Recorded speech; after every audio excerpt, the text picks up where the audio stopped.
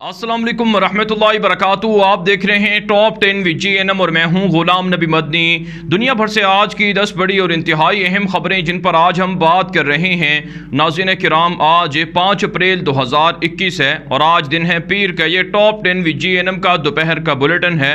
खबरों का सिलसिला शुरू कर लेते हैं। जो आज की पहली बड़ी खबर है ये मकबूजा कश्मीर से है।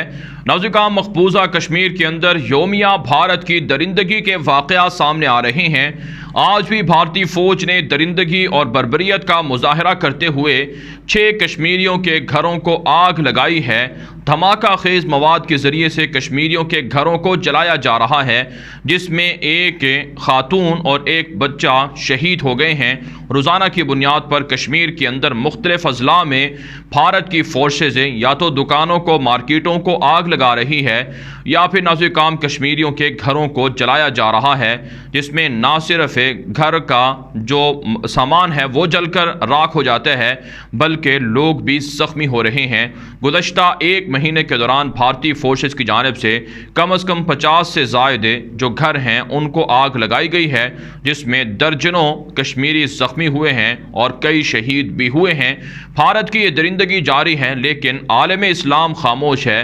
पाकिस्तान के साथ भारत कुर्बतें बढ़ाने की कोशिश कर रहा है, लिहाजा इस दरिंदगी को रुकवाना होगा और कश्मीरियों की मदद करना होगी। इसके अलावा नाज़रीन काम एक और ख़बर सामने आ रही है कि 2 दर्जन से ज़ायद रोहिंग्यन मुसलमानों के खैमों को, कैंपों को आग लगाई गई है और ये भी भारत की फ़ौज की जानिब से दरिंदगी सामने आई है। इससे पहले 50 के लगभग रोहिंग्यन मुसलमानों को कश्मीर के अंदर गिरफ्तार किया गया था। आप जानते हैं बर्मा के अंदर रोहिंग्या के जो मुसलमान बसते थे वो हिजरत करके भारत आए थे। भारत के अंदर उन्हें हिरासा किया जा रहा है, तंग किया जा रहा है। इसी तरह से जो रोहिंग्यन मुसलमान कश्मीर में आकर आबाद हुए उन्हें भी हिरासा और तंग किया जा रहा है। नाज़रीन काम, इससे आप अंदाज़ा लगा सकते हैं कि कश्मीर के अंदर कितना जुल्म और कितनी बर्बरियत जारी है। इसके अलावा नाज़रीन काम, भारतीय फ़ौज दावा कर रही है कि एक ख़तरनाक कमांडर्स को मकबूजा कश्मीर के अंदर गिरफ्तार किया गया है। भारी असलहा भी बरामद किया गया है। कश्मीरी नौजवानों को फ्रीडम फाइटर्स का साथ देना होगा, फ्रीडम फाइटर्स और मुजाहिद बनना होगा, तभी जाकर कश्मीर की आज़ादी मुमकिन है। और पाकिस्तान की आर्मी को, पाकिस्तान की फोर्सेस को भी कश्मीर की अमलन मदद करना होगी। आगे बढ़ने को हम जो आज की दूसरी बड़ी खबर है ये नाज़रीन काम भारत और फ्रांस के ताल्लुकात के हवाले से है। नाज़रीन काम, तारीख़ी करप्शन का बड़ा स्कैंडल बेनकाब हो चुका है। फ्रांस की जानिब से ये खबर सुनाई गई है कि भारत ने जो फ्रांस से 7.8 बिलियन यूरो में जो 36 राफेल तैयारे ख़रीदने का मुआहिदा किया था, उसमें भारत की जानिब से भारी भर करप्शन का स्कैंडल सामने आया है।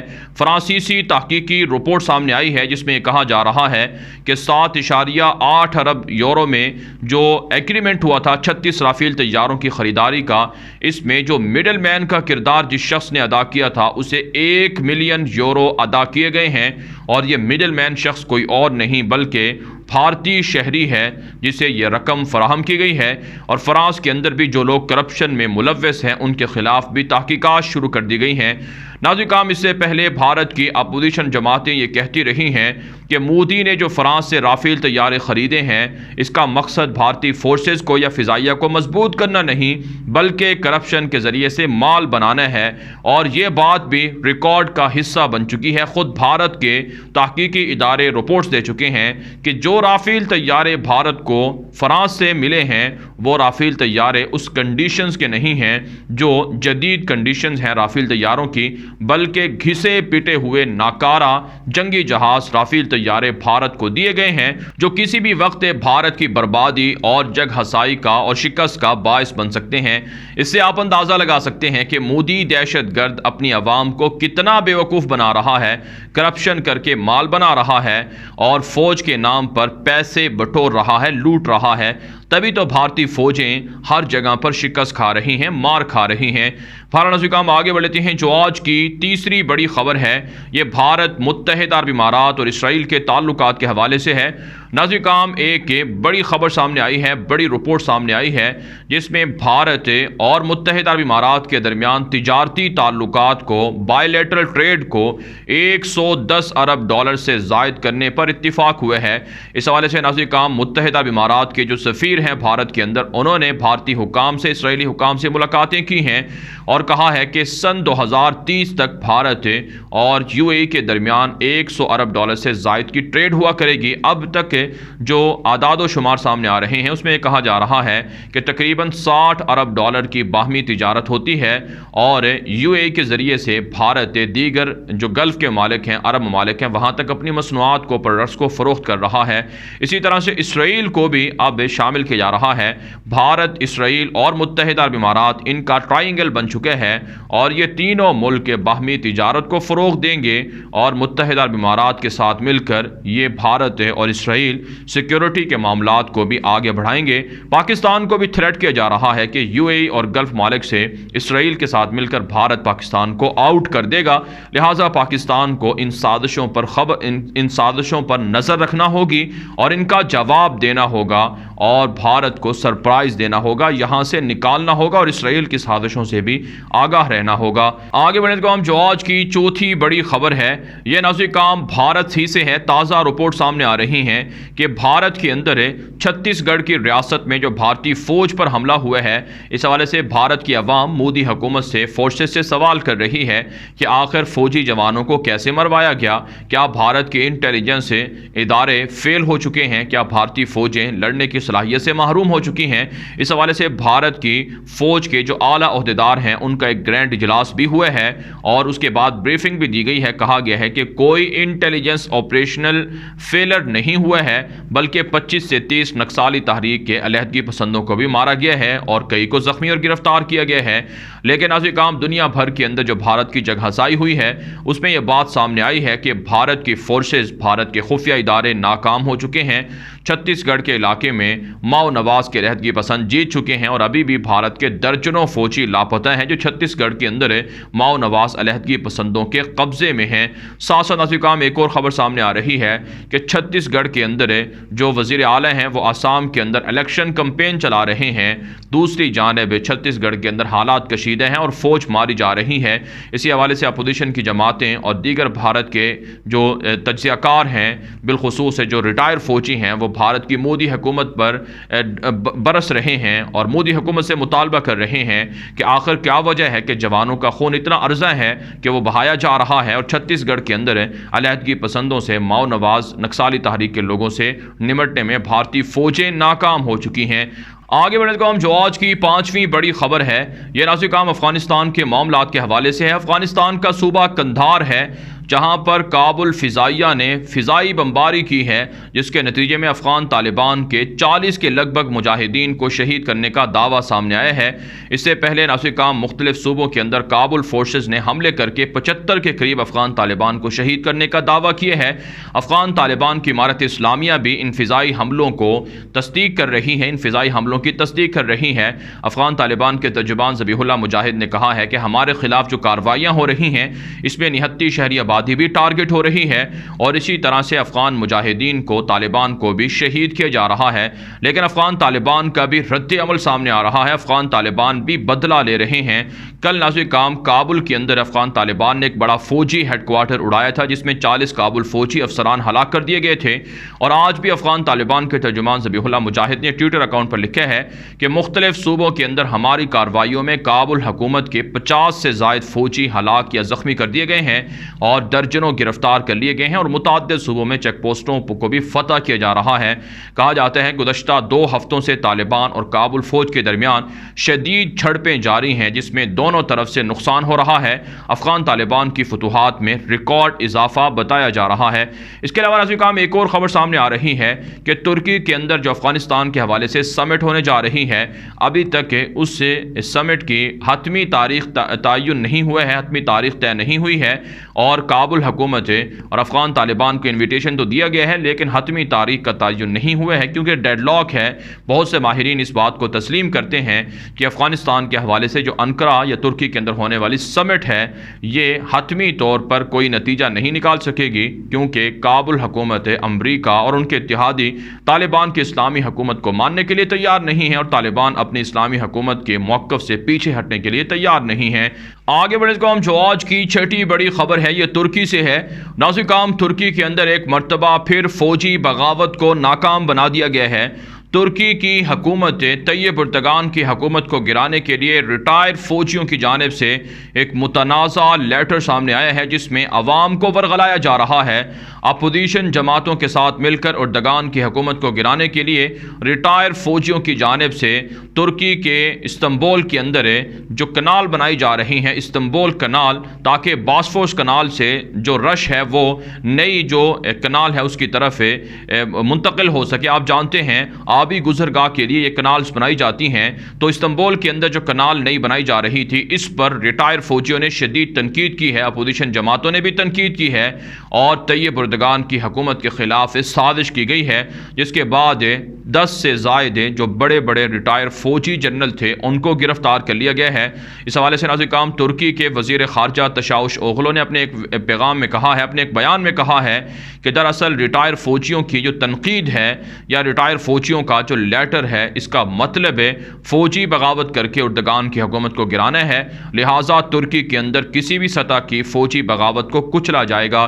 آپ جانتے ہیں ناظرین کرام، ترکی کے اندر مسلسل طیب اردگان کی حکومت کو یورپ کی جانب سے، امریکہ کی جانب سے، اسرائیل کی جانب سے، یہاں تک کہ عرب ریاستوں کی جانب سے تھریٹ کیا جا رہا ہے۔ اردگان کو 20 سال ہو چکے ہیں اقتدار میں، ان کی کامیاب پالیسیوں سے جہاں ترکی ترقی کر رہا ہے، وہیں دشمن ممالک کو بھی شدید تکلیف لاحق ہے کہ کہیں خلافت عثمانیہ عملاً بحال نہ ہو جائے۔ اس لیے اردگان کو گرانے کے لیے فوجیوں کا، اپوزیشن جماعتوں کا، فتح اللہ گولن کا، PK کے نامی دہشت گردوں کا، داعش نامی دہشت گردوں کا سہارا لیا جا رہا ہے۔ لیکن ترکی کے اداروں نے کہا ہے کہ ہمہ وقت فورسز الرٹ ہیں، خفیہ انٹیلیجنس ادارے الرٹ ہیں، کسی بھی طرح کی بغاوت کو ناکام بنایا جا سکتا ہے۔ 2016 میں بھی طیب اردگان کی حکومت گرانے کے لیے فوجی بغاوت ہوئی تھی، جسے کچل کر رکھ دیا گیا تھا، اور اب تو اردگان کی حکومت زیادہ مضبوط ہے۔ بہرحال ناظرین کرام، آگے بڑھ لیتے ہیں۔ جو آج کی 7ویں بڑی خبر ہے یہ اسرائیل سے ہے۔ ناظرین کرام، تازہ رپورٹ سامنے آ رہی ہے کہ نیتن یاہو کے خلاف کرپشن کے مقدمات کی دوبارہ سماعت شروع ہو چکی ہے۔ اس حوالے سے نیتن یاہو پر الزام لگایا جا رہا ہے۔ نیتن یاہو کے خلاف جو پراسیکیوٹر جنرل ہیں انہوں نے کہا ہے کہ عہدے کا ناجائز استعمال کرتے ہوئے ذاتی مفادات نیتن یاہو نے سمیٹے ہیں، اور کئی ارب ڈالر جو کرپشن ہے، بدعنوانی ہے، وہ بھی کی گئی ہے، لہٰذا نیتن یاہو اقتدار کے اہل نہیں ہیں۔ دوسری جانب نیتن یاہو کے مخالفین بھی ہزاروں کی تعداد میں سڑکوں پر نکل کر نیتن یاہو سے استعفیٰ مانگ رہے ہیں۔ کہا جاتا ہے نیتن یاہو کا مستقبل تاریک ہے اور انہیں سزا ہو سکتی ہے اور ان کا محاسبہ ہوگا، اور ان سے عوام احتساب مانگتے ہیں۔ اس کے علاوہ ناظرین کرام، ایک اور خبر سامنے آ رہی ہے کہ اسرائیل کی جانب سے امریکہ اور ایران کی جوہری ڈیل پر شدید تحفظات کا اظہار کیا جا رہا ہے۔ اسرائیلی حکام نے، اسرائیلی جنرلوں نے کہا ہے کہ امریکہ ایران کے ساتھ نرم رویہ اختیار کرنا ترک کر دے، کیونکہ ایران ایٹمی ہتھیار بنا کر اسرائیل کو، امریکہ کو، خطے کو ٹارگٹ کر رہا ہے، لہٰذا امریکہ اور ایران کی کسی بھی سطح کی جوہری ڈیل کی اسرائیل مخالفت کرے گا۔ آگے بڑھنے سے جو آج کی 8ویں بڑی خبر ہے یہ یمن سے ہے۔ ناظرین کرام، یمن کے اندر حوثیوں کی جانب سے IED دھماکہ خیز مواد بچھایا گیا ہے مختلف شہروں کے اندر، مختلف جگہوں میں، جس کی وجہ سے صرف 3 مہینوں کے اندر 50 سے زائد عام شہری شہید ہوئے ہیں۔ اس حوالے سے العربیہ نے رپورٹ جاری کی ہے کہ نہتی شہری آبادی کو حوثی ٹارگٹ کر رہے ہیں، بچوں پر میزائل گرا رہے ہیں، اور اسی طرح سے جو مہاجرین ہیں، افریقن مہاجرین، ان کو بھی زبردستی اپنی ملیشیا کے اندر بھرتی کیا جا رہا ہے۔ جو بھرتی نہ ہو، مخالفت کرے، ان کے خیموں کو آگ لگا دی جاتی ہے اور لوگوں کو زبردستی اغوا کر لیا جاتا ہے۔ جبکہ ناظرین کرام، سعودی اتحاد نے حوثیوں کے خلاف تازہ کارروائیوں کا بھی دعویٰ کیا ہے، جس میں 1 درجن سے زائد حوثی کمانڈرز کو مار ڈالنے کا سعودی اتحاد دعویٰ کر رہے ہیں۔ آگے بڑھنے سے جو آج کی 9ویں بڑی خبر ہے یہ ناظرین کرام یوکرائن، یورپ اور رشیا کے تعلقات کے حوالے سے ہے۔